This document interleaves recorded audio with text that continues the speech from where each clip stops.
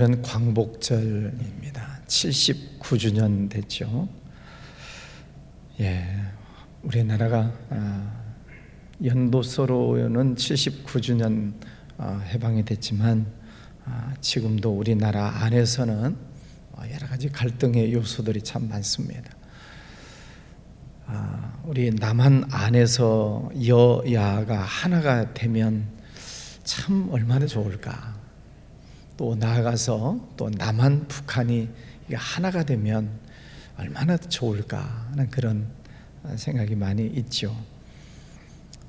우리 남한의 여야 모든 백성들 국민들 마음이 하나가 되면 굉장히 우리나라가 지금보다 훨씬 더 잘 사는 나라가 될 것이고, 또 신앙적인 면에서 보면 선교하는 일도 더 많은 일들을 할 수 있을 텐데 하는 그런 안타까움이 있죠.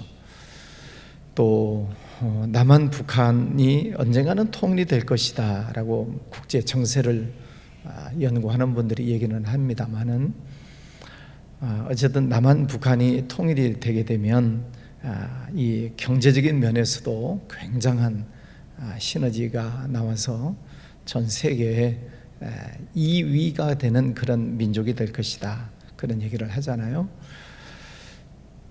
그런 날이 오도록 우리가 늘 기도해야 하겠습니다.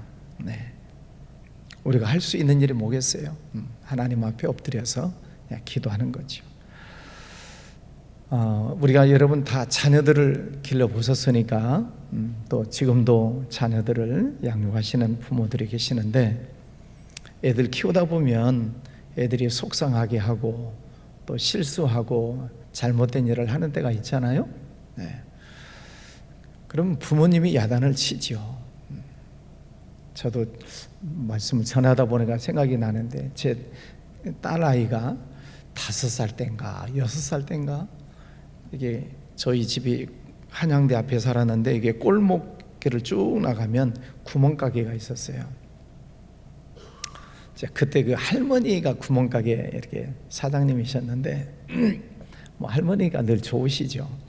근데 이 5살 6살 때인가 이때 딸이 이게 구멍가게 앞에 가서 놀다가 두부판이 있었잖아요. 두부판. 두부가 얼마나 말랑말랑하니 좋아요. 애가 그냥 두부 모에다가 그냥 손가락을 다 끼우는 거야. 그냥 손가락을. 얼마나 촉감이 좋았겠어요. 그래가지고 두부를 다 못 쓰게 못 팔게 만들어가지고 할머니가 뭐 야단치신 건 아니에요. 애기가 그랬으니까 야단친 건 아니었지만 뭐 그런 일이 있었다고 얘기를 한 적이 있습니다. 애들이 뭐 크다 보면 뭐 실수하고 잘못할 때가 있죠. 그러면 부모가 야단을 치는 거죠. 부모가 야단도 치고 화도 내고 또 심하면 뭐 매를 들기도 하고 그렇죠. 근데 내 애가 잘못했어요. 근데 이웃집 아저씨가 와가지고 막 내 애를 혼내는 거예요. 그러면 기분이 좋겠어요? 안 좋겠어요? 대답을 안 하신 분들은 그러거나 말거나 내버려 두시겠어요? 이웃집 아줌마가 와가지고 막 내 애를 붙잡아 놓고 막 야단치고 호통치고 있어요. 기분 나쁘죠? 그죠? 내 애기는 애기가 잘못하면 내가 이 애를 혼내는 거지 왜 이웃집 아저씨가 와가지고 혼내냐고요. 지금 무슨 말씀을 드리냐면, 남유다라고 하는 이 민족이 하나님께서 택하신 민족이죠. 그런데 이 남유다가 하나님 앞에 불순종하고 죄를 짓고 잘못하는 일들이 있어요. 그런데 지금 북이스라엘이, 이제 남유다 북이스라엘로 나눠졌잖아요. 이 북이스라엘이 그 위에 있는 다메섹하고 연합을 해가지고 지금 이 남유다를 공격하고 있는 것입니다. 제가 왜 비유를 들었는지 이해가 되십니까? 이 남유다가 잘못하는 것에 대해서는 하나님이 야단을 치고 심판을 하세요. 그런데 왜 북이스라엘 다메섹 너희들이 와가지고 내가 택한 이 백성을 야단치냐 이것입니다. 그래서 하나님이 다메섹에 관한 경고라, 다메섹에 대해서 경고하시는 거죠. 네가 왜 내가 택한 백성을 심판하냐, 그거죠.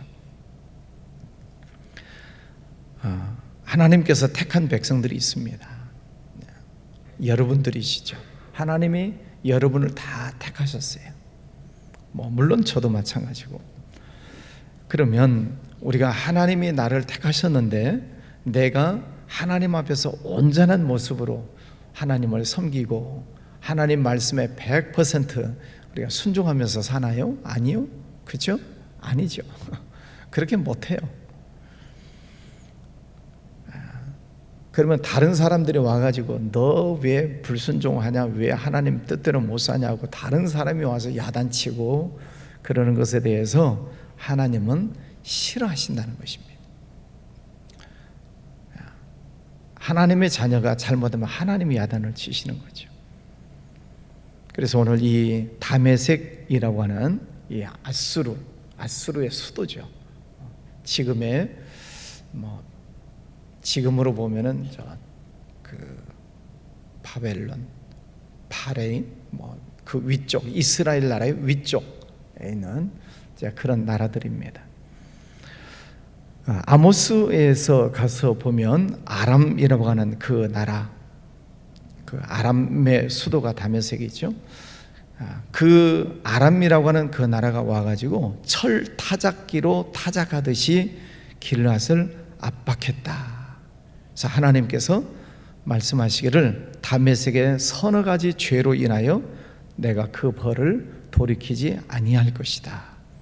아모스에서 보면은 이 다메섹에 대해서 하나님이 심판하시겠다 야단치시는 모습을 봅니다. 물론 그렇다고 해서 남유다가 잘했다는 건 아니죠. 남유다도 잘못한 게 있죠. 자, 그런데 우리 속담에 그런 말이 있잖아요. 야단을 치는 시어머니보다도 누가 더 밉다고요? 말리는 시누이가 더 밉다고. 그런 속담이 있어요. 그러니까 지금 다메섹이 못된 짓을 하고 있지만은 다메섹보다도 더 미운 짓을 하고 있는 족속이 북이스라엘이다 하는 말입니다. 남유다, 북이스라엘, 남한, 북한 똑같은 구조예요. 그러니까 본래는 한 민족이었잖아요. 그런데 솔로몬 이후에 남유다, 북이스라엘로 이렇게 분열이 됐어요. 그래서 본래는 한 형제예요. 그런데 이 한 형제가 나눠진 이 북이스라엘이 다메섹과 연합해서 지금 남유다를 괴롭히고 있는 거예요. 그러니까 야단치는 시어머니도 밉지만은 말리고 있는 척하는 이 시누이인 북이스라엘도 더 미운 거죠. 하나님의 심판이 4절 말씀에 보면 그 날에 야곱의 영광이 쇠하고 그의 살지 몸이 파리하리니 북이스라엘의 영광이 쇠하게 될 것이다. 북이스라엘 거기도 왕조가 계속 바뀌어져 가면서 북이스라엘이 흥하기도 하고 망하기도 하고 그런 역사들이 많이 있는데 오늘 야곱의 영광이 쇠하고 그의 살지 몸이 파리하게 될 것이다. 북이스라엘에 대해서도 하나님께서 심판을 경고하시고 있습니다. 자, 이처럼 남유다도 또 북이스라엘도 다메섹도 또 아람 등등 모든 민족들에 대해서 하나님께서 심판하시는 때가 있어요. 재난이 나오고 전쟁이 나오고 하나님이 심판하시는 때가 있는데 그런 환경 속에서도 끝까지 누가 있다? 남은 자가 있다. 남은 자. 6절 그러나 그 안에 주울 것이 남으리니 감람나무를 흔들 때 가장 높은 가지 꼭대기에 과일 2-3개가 남음 같겠고 무성한 나무의 가장 먼 가지에 4-5개가 남음 같으리라. 하나님의 말씀이다. 나무가지를 자꾸 흔들면 많은 과일이 떨어지지만 꼭대기에 까치밥처럼 남아있는 과일들이 있는 것처럼 하나님의 심판이 몰아치고 또 재난이 온다 할지라도 끝까지 믿음을 잘 지키는 남은 자가 있다 하는 것입니다. 하나님은 그 남은 자들을 통해서 하나님의 역사가 다시 이루어지게 되는 거죠. 어느 시대에나 이처럼 남은 자들이 있습니다. 노아 시대에도 남은 자, 소돔과 고모라 시대에도, 엘리야 시대에도 바알에게 무릎을 꿇지 않은 7,000명이 남아있는 것처럼 오늘 이 시대에도 여러 가지 어제 말씀드린 것처럼 자연재해도 많고 전쟁도 있고 여러 가지 징조들이 어려워져가는 그런 속에서 끝까지 믿음을 잘 지키는 자들이 있다 하는 것입니다. 주님 오실 때가 가까울수록 천재지변이 더 강하게 일어납니다.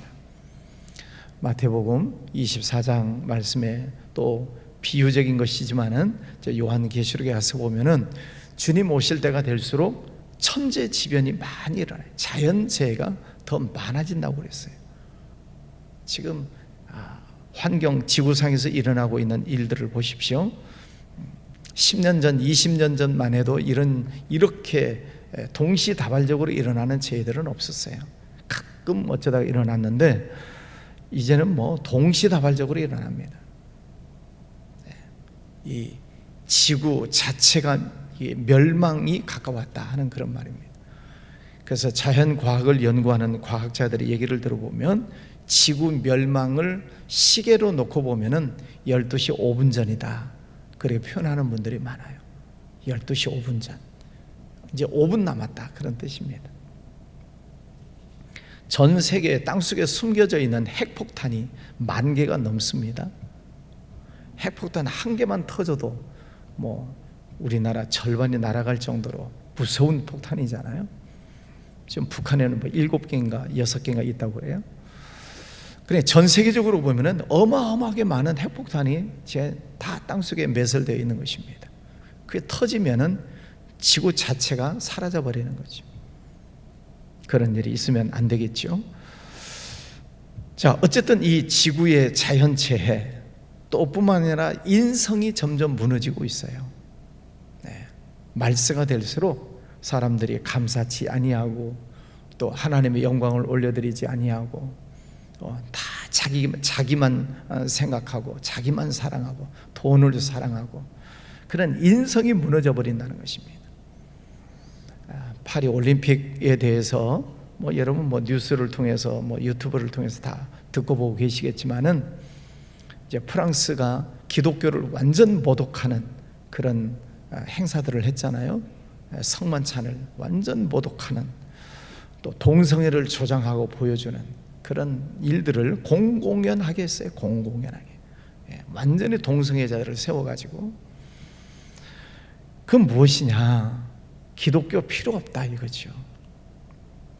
그러면 그런 것들을 보여주는 게 뭐예요? 쾌락주의로 가겠다 그런 뜻입니다. 쾌락주의. 프랑스는 완전히 쾌락주의로 가겠다. 그것을 전 세계 속에 보여주고 있는 것입니다. 그것을 보는 또 모든 사람들이 저렇게 해도 되는구나. 기독교를 몰아내도 되는구나. 쾌락주의에 빠지게 되면 노아 시대도 그랬고 소돔과 고모라 시대도 그렇고 로마 시대도 그렇고 이 쾌락주의가 들어가면 그 나라들이 다 망했습니다. 역사가 그것을 얘기를 해줘요. 근데 그게 지금 공공연하게 이 시대 속에서 일어나고 있고 우리나라도 도시에서 무슨 퀴어 축제, 동성애 축제들이 일어나고 이러는 이제는 성소수자들 무지개 국기를 들고 휘날리고 다니는 동성애자들이 이제는 점점 많아지고 있습니다. 하나님의 영광을 가리는 거죠.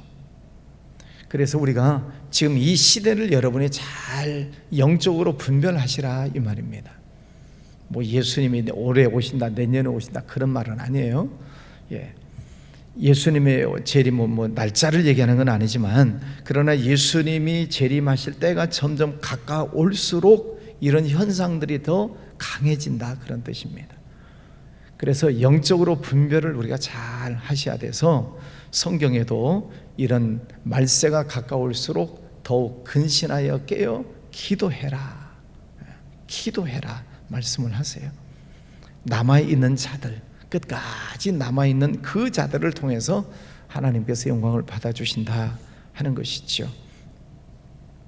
7절, 그 날에 사람이 자기를 지으신 이를 바라보겠으며 그의 눈이 이스라엘의 거룩하신 이를 뵙겠고, 그날 하나님의 재난, 엄청난 하나님의 심판이 몰아치는 그 속에서도 끝까지 남아있어서 하나님을 바라보고 하나님을 영화롭게 하는 자들이 있다.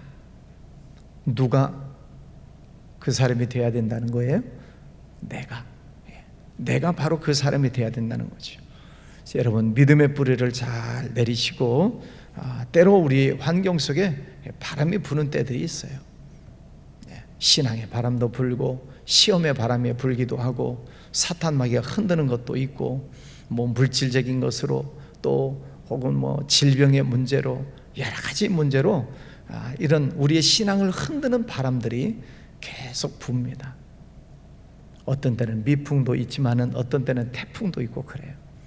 그런 속에서 우리가 하나님을 바라보고 믿음의 뿌리를 잘 내려야만 우리의 신앙의 뿌리가 뽑히지 않는다 하는 거죠. 그런 날들도 하나님을 끝까지 바라보는 자들이 있다. 또 8절, 자기 손으로 만든 제단을 바라보지 아니하며 자기 손가락으로 지은 아세라나 태양상을 보지 아니할 것이며, 우상숭배죠. 우상숭배하지 않는 것입니다. 그 날에 그 견고한 성읍들이 옛적의 이스라엘 자손 앞에서 버림받은 숲을 속에서 처소와 작은 산꼭대기의 처소 같아서 황폐하리니, 우상숭배하는 모든 것들이 황폐하게 될 것이다. 하나님 외에 다른 것을 섬기는 것이 다 우상숭배죠. 근데 이런 말세가 될수록 우상숭배들도 더 성행하게 된다는 거죠. 사람들이 뭔가를 붙잡으려고 하는 심리가 다 있어요. 힘들고 어려우면. 그런데 하나님을 붙잡는 게 아니라 그런 우상들을 붙잡는다는 거죠.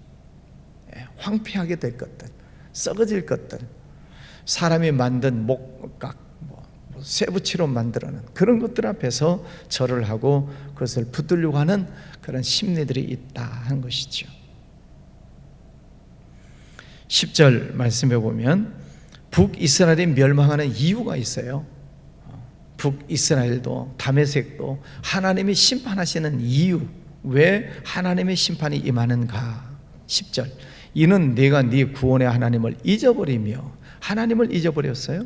네 능력의 반석을 마음에 두지 아니한 까닭이라. 하나님의 능력을 마음에 두지 않습니다. 하나님을 섬기지 않습니다. 그러므로 네가 기뻐하는 나무를 심으며 이방의 나무가지도 이종하는도다.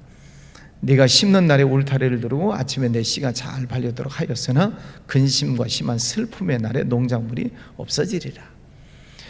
하나님을 섬기지 아니하고 하나님을 배반하게 될 때 모든 것들이 다 무너지고 사라져버리게 된다 하는 것입니다. 멸망의 이유지요. 하나님을 떠나면 하나님께서 그들을 버리세요.